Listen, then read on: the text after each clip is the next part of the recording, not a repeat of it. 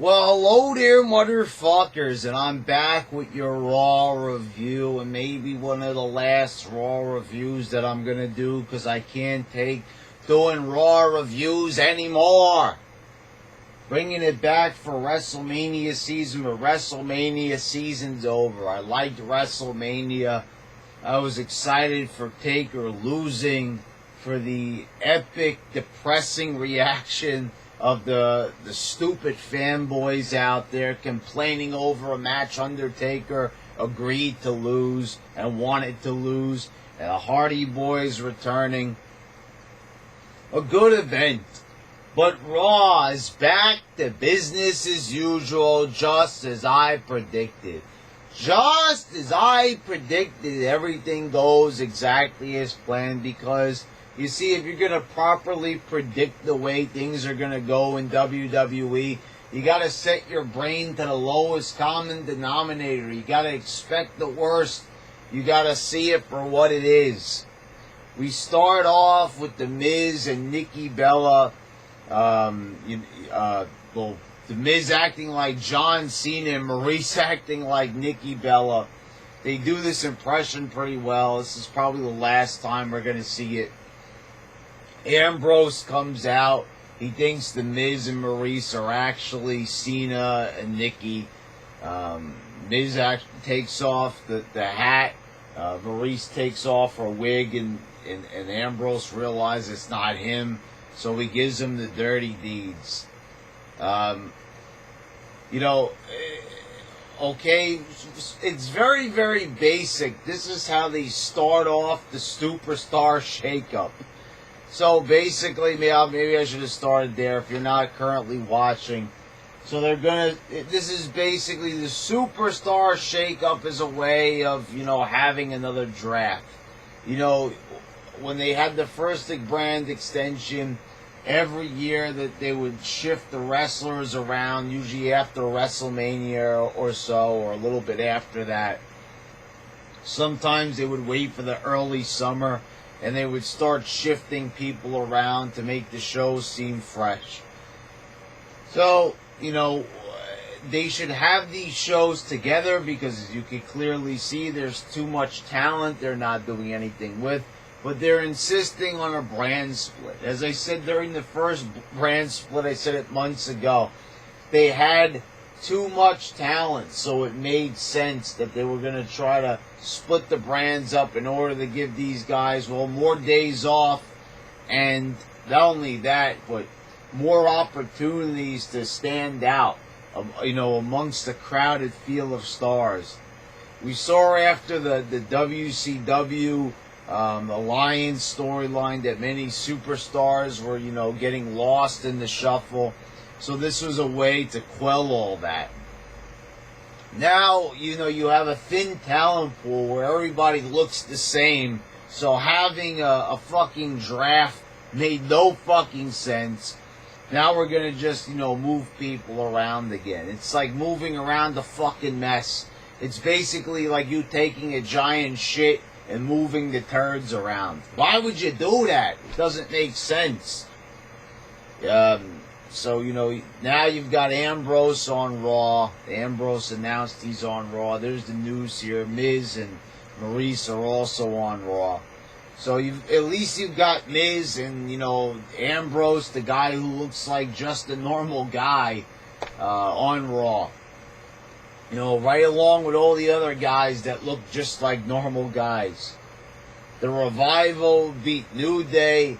This is a new tag team. They just throw them out there, as I said, and everyone's just supposed to expect them. Remember when they actually had to build the wrestler's character? Remember how they actually had to hype people before they came in, so people actually gave a fuck? Once again, they're just counting on you knowing these guys from NXT and telling you guys that they're from NXT, and that's good enough backstory. Well, if it wasn't any indication by the ratings and people not giving a single fuck. Here's the thing also. WrestleMania came and went, and it's all right, ready like it's a fucking distant memory. It really is. I don't feel like we just we're off the cusp of Mania. I don't feel like an atomic bomb was just dropped in the form of WrestleMania. I feel like we just had another pay-per-view. Even though it was a great pay-per-view, it was a great event, you know, I don't really feel like we're post-Mania. I feel like we're, you know, post Fastlane or some shit. Or past, Roadblock. Some minor pay-per-view. I don't feel like WrestleMania just happened. Because they're just having boring, bland matches and moments. You know, this is supposed to be the Superstar Shakeup. And I don't feel shooken up yet. And I'm already, you know, like into the show quite a bit. Backstage, you had Charlie Caruso, who, by the way, is fucking hot as fuck. Interviewing Neville. As I said, I like this new personality for Neville. TJ Perkins says he's going to come along and he's going to challenge and beat Neville.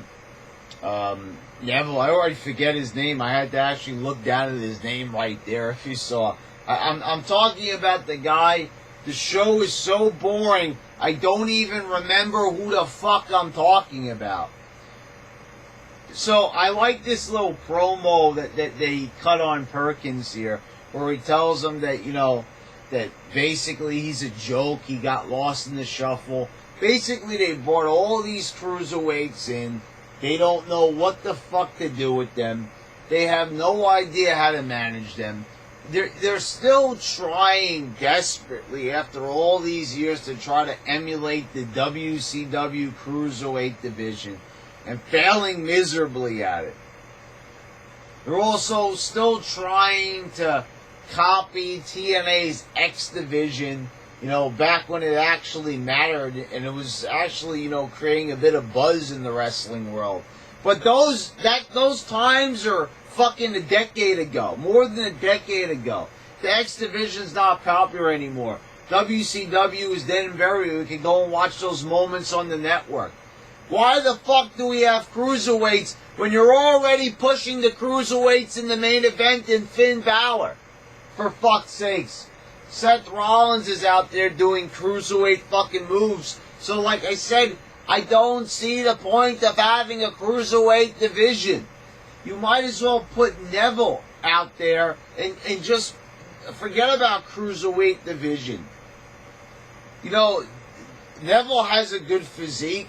He's short, which is not really one of the preferred things, you know, when it comes to McMahon. But McMahon doesn't give a fuck. He's been pushing vanilla midgets like fucking crazy. So it doesn't fucking matter, you know, about Neville's height. You know, that's what I don't get. What does Finn Balor have besides his makeup? That's the only time that it can even, you know, make you believe that he has any sort of charisma. What does he have that Neville doesn't? Because quite frankly, to me, when Finn Balor doesn't have on the makeup, Neville has a way better look. He has a way better physique. And quite frankly, I think Neville's a lot better in the ring. I think he's more athletic than Balor. So I'm failing to understand why a guy like Neville has to be stuck in the fucking ass end of the fuck. Yeah, I know he's the champion, but I'm just saying. Why does he have to be in the ass end division of the cruiser, you know, with the Cruiserweight 205 Live, which nobody fucking watches. And they know it. That's why they still have them on the main show. They just put the shit on 205 Live because they know nobody's fucking watching it. That's why they still keep it on Raw, so they know these guys are still there. Austin Aries comes in, you know, and tells Perkins not to buy what Neville's trying to tell him about, you know, him being overlooked. Anyway, it was all right for what it was, and Charlie was fucking hot as shit.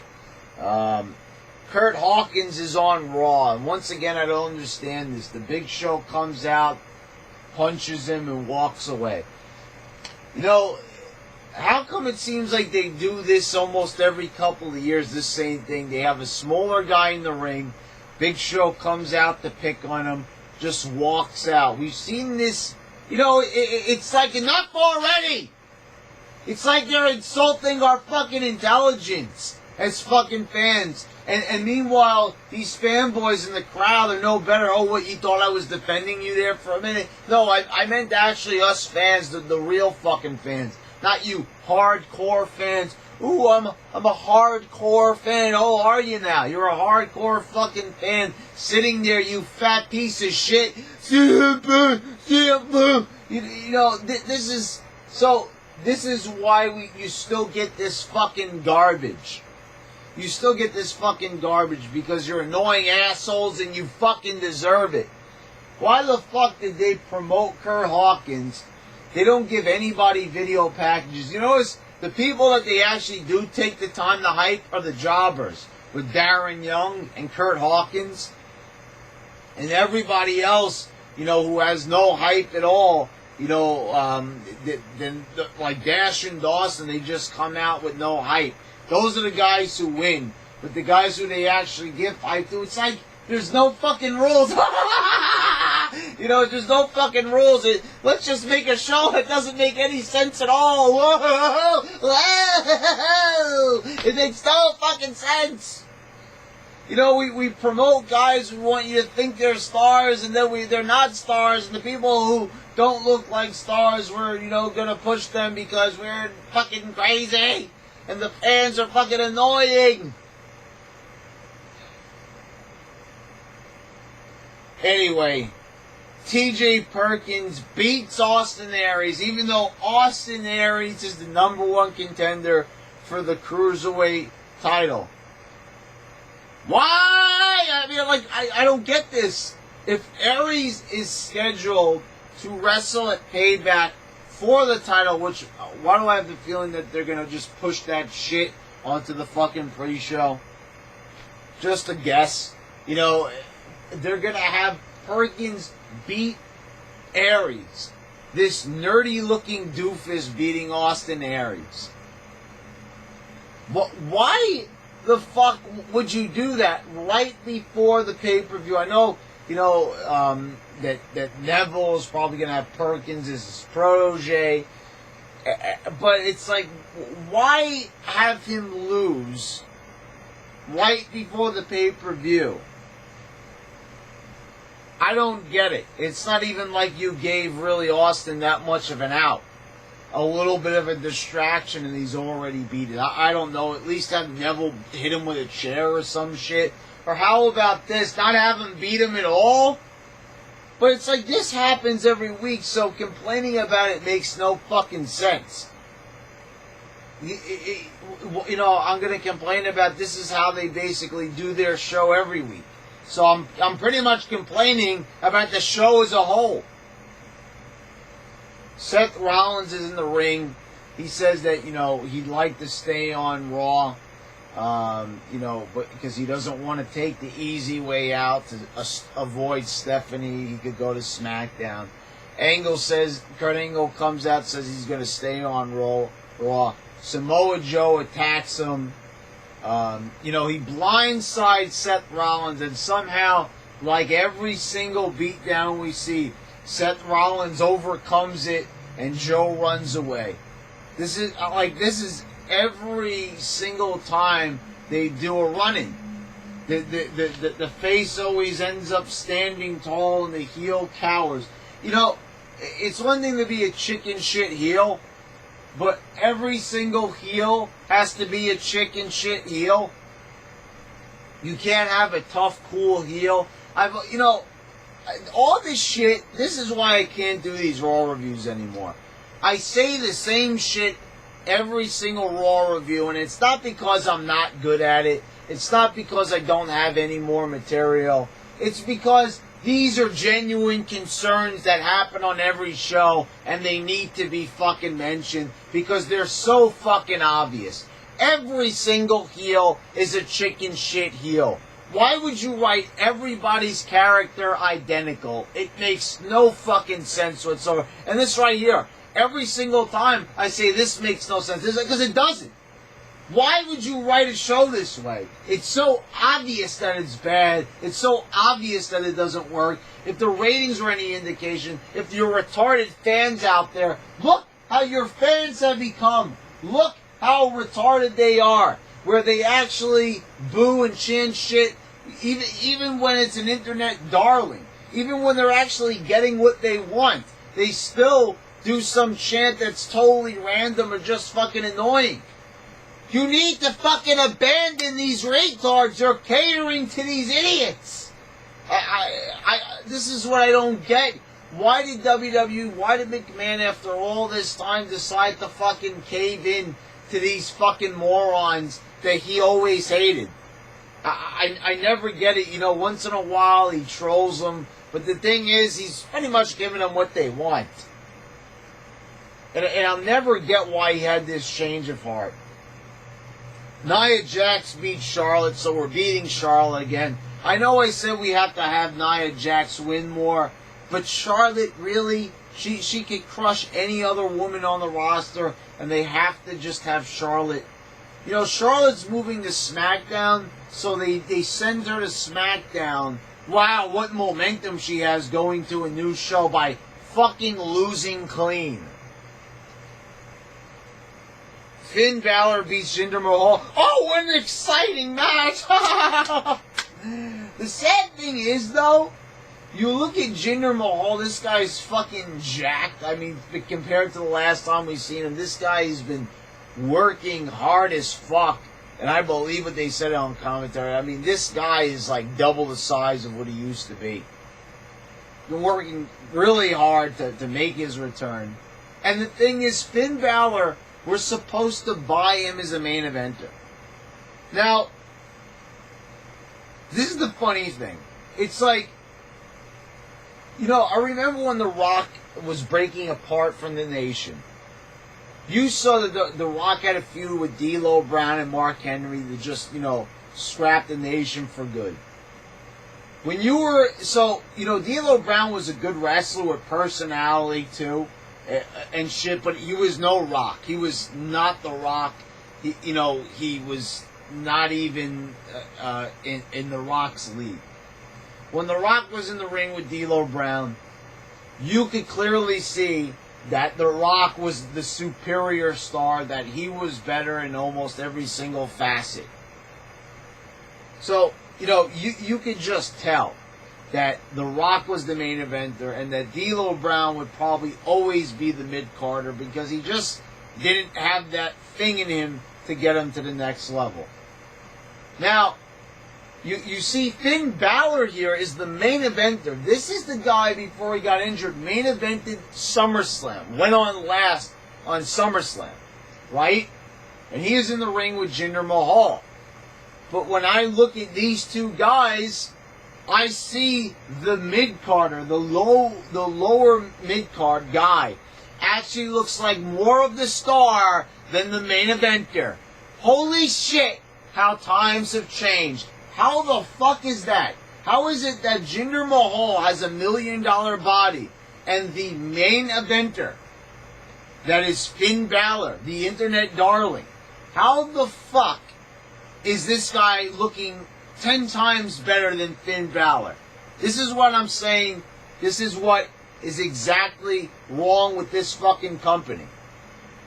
This is where they need to get their fucking shit straight already. Because this is fucking outrageous. The fucking main eventer is looking like the fucking Brooklyn Brawler compared to Jinder motherfucking Mahal.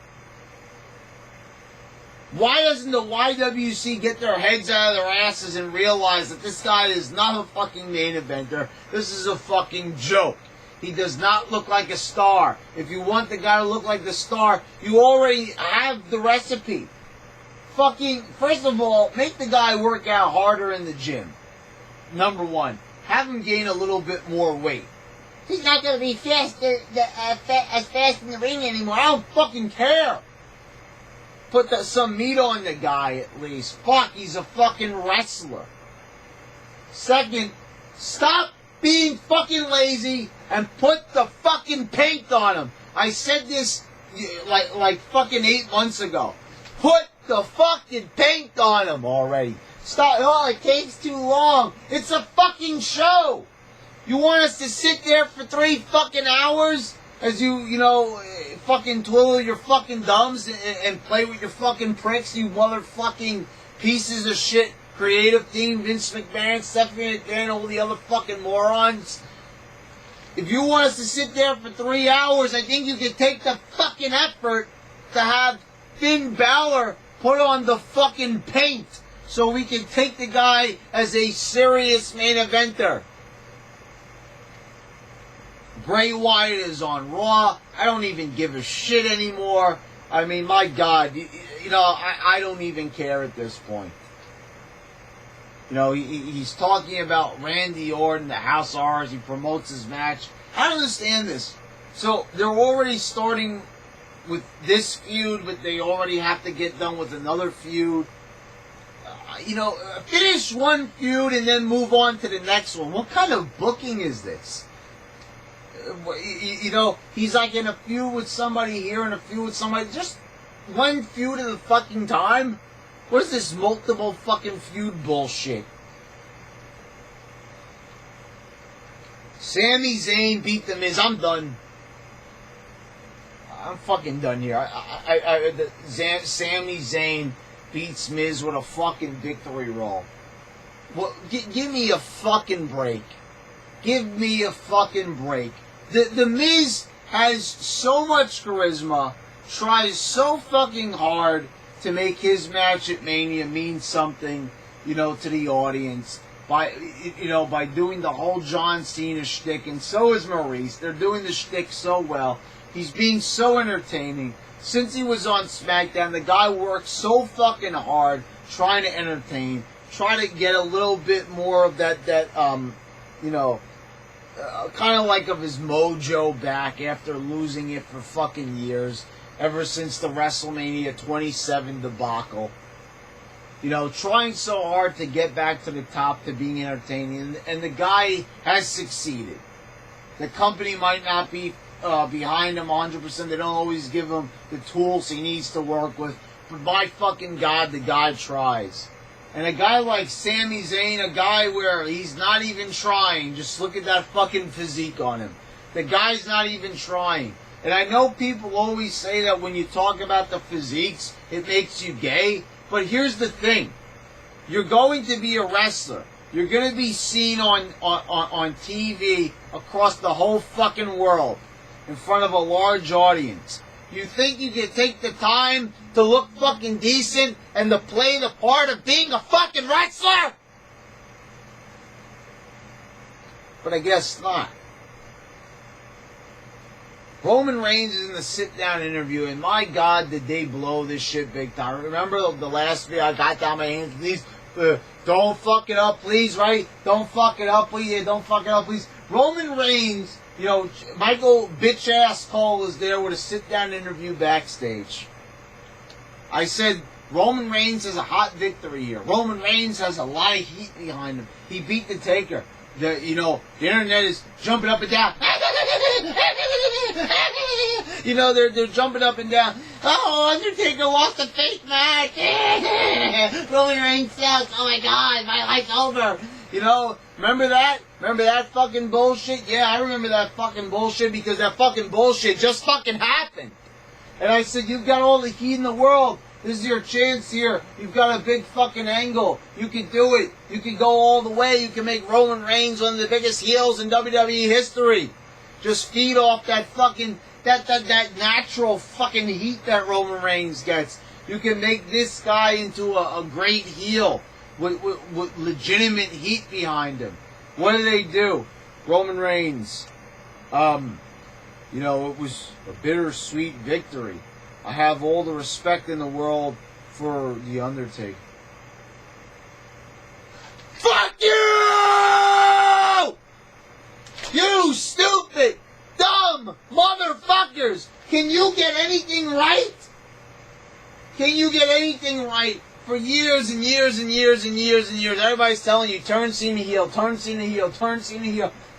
Half the crowd doesn't like Cena, turn Cena heel, turn Cena heel. And you don't do it. For years and years and years, over a decade and a half, no Cena heel turn. The guy's got natural heat. It would have been perfect. It could have been a Hollywood Hulk Hogan moment all over again. The NWO Bash at the Beach 1996 natural heat. But no! No!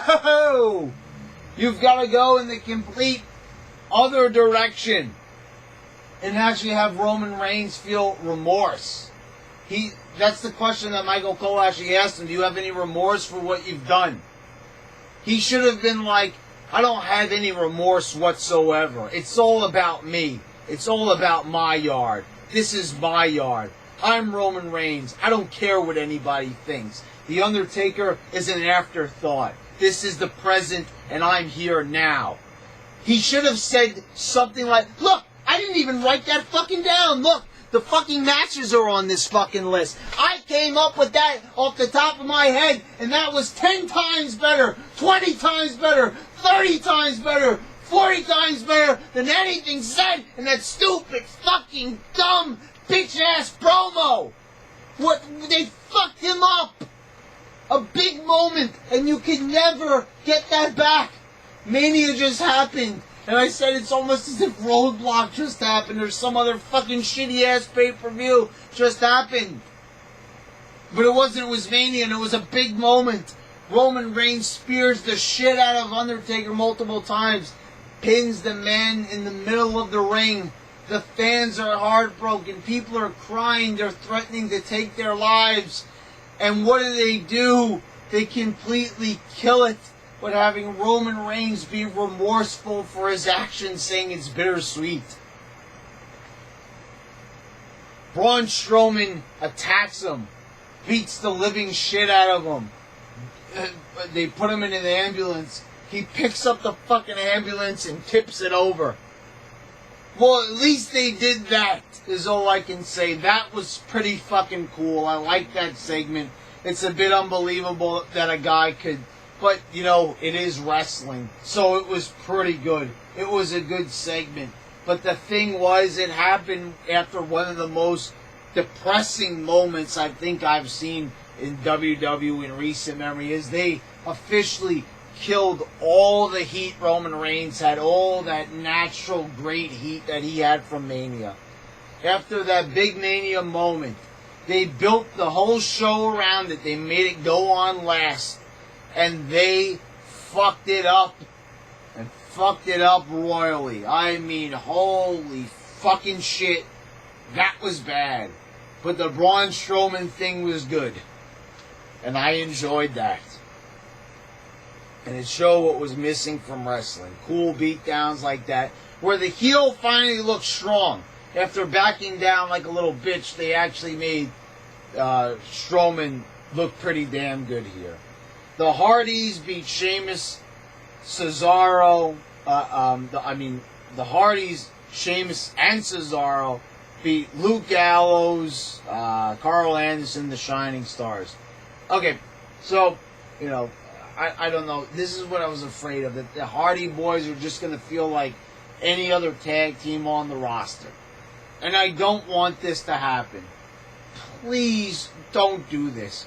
So I know that there's a lawsuit going on right now. They're afraid to use the broken gimmick. They're either holding off on it or just not going to do it at all. I got a feeling they're not going to do it at all. If you're asking for my honest opinion, I don't think they're going to do it at all. Just saying. But it's still nice to have. It's nice to have the Hardys there. I'm sick of fucking saying that. I wish I could say it's awesome having the Hardys there. They're fucking killing it. But I simply can't say that because, well, these are just matches. I want to see more, more excitement here that the Hardys are back. They have these charismatic guys that were actually making TNA watchable for a time. And they're not going to do anything with it. All that magic. They're just going to let it fizzle out. I'm not saying that they can't do, they have to do the broken gimmick. But they could at least do something a bit more. To get us excited that the Hardys are here. Bayley was out there with Sasha Banks, and Bayley, I just don't know who could get behind this with the hugger gimmick. Sasha Banks, who is attracted to Sasha Banks? her overbite, her face looks like a rat. I mean, seriously, she looks like Master fucking Splinter, for God fucking sakes, with that. I mean, I don't know, but anyway, Alexa Bliss comes out. I gotta tell you, Alexa Bliss, to me, this girl's a star. She looks like a star. There's something about her where, you know, I don't know, they changed her look a bit and it's working for her. You've got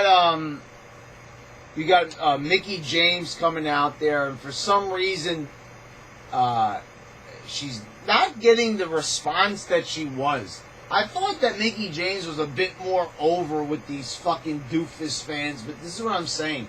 It's like these fans, they're just not satisfied with anything, so they don't care.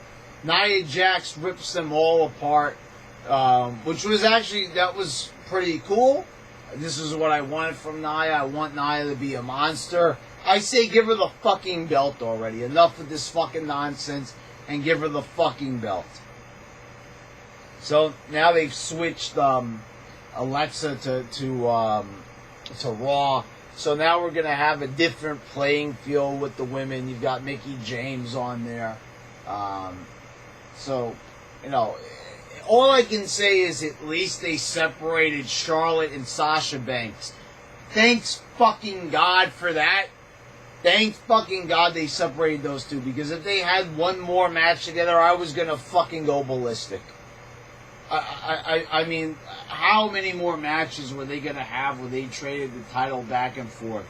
It's not exactly like it was Mick Foley and The Rock where they could get away with it because it's so awesome. It wasn't that awesome, and I'll tell you this much, Sasha Banks is fucking overrated as fuck. I'm just going to say it right now.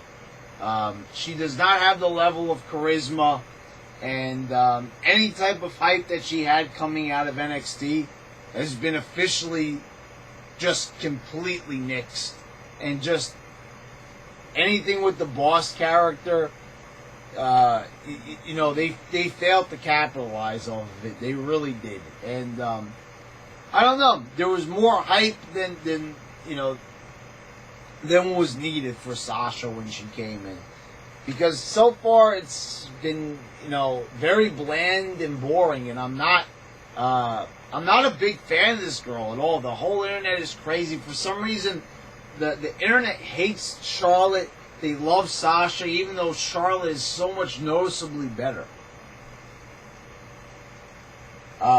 Dean Ambrose defeated Kevin Owens in the main event. It was champion versus champion.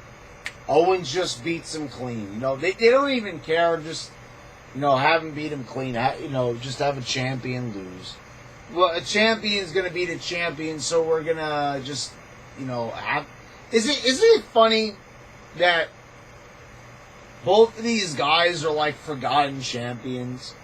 They held the belts for months on the respective brands. Dean Ambrose on SmackDown and Kevin Owens on Raw.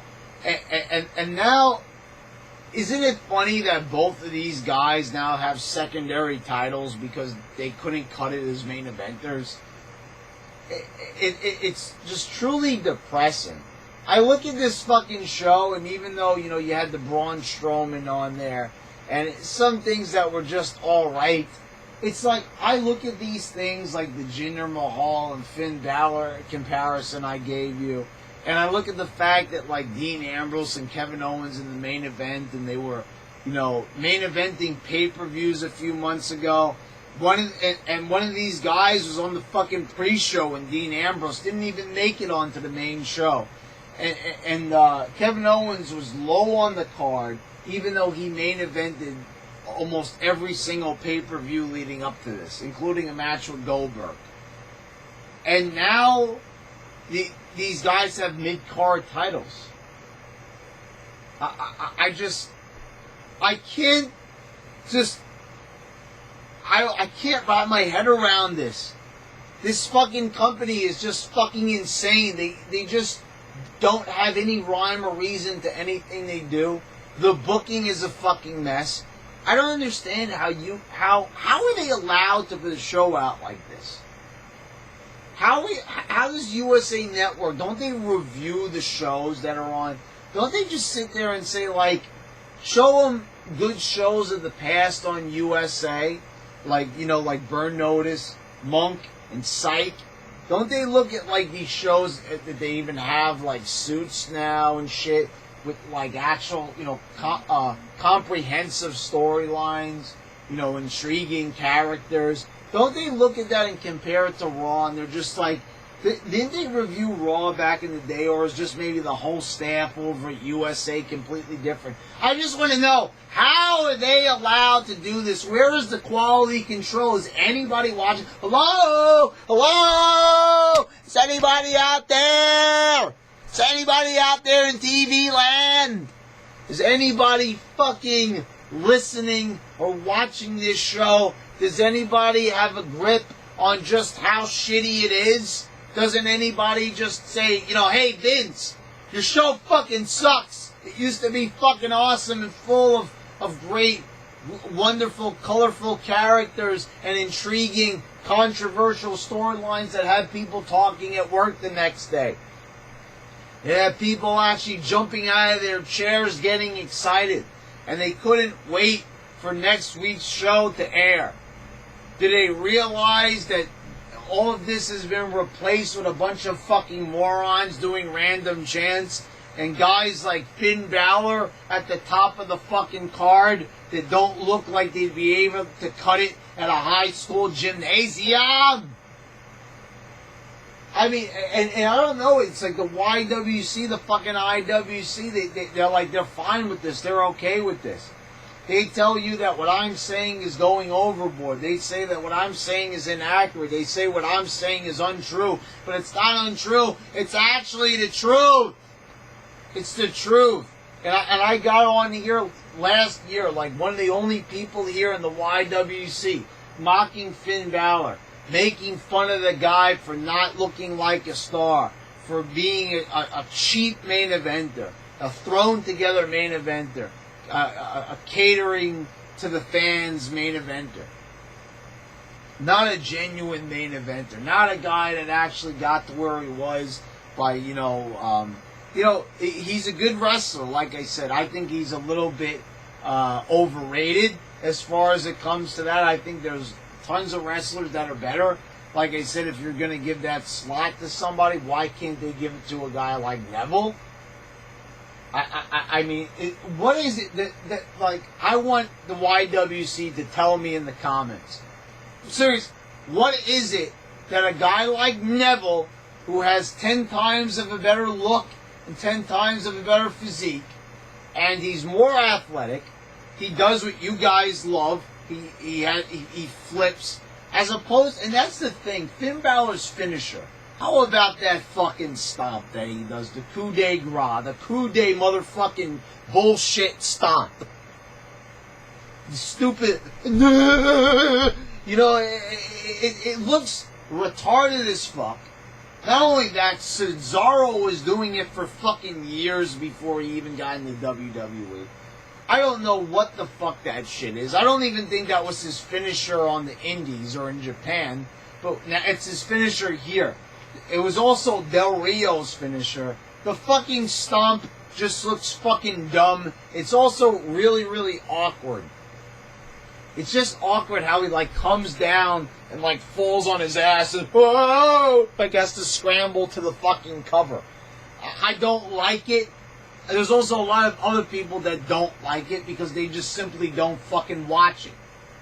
All I'm saying is I see this show, I see a pointless draft, I see fucking WWE adrift, and, you know, I don't fucking care.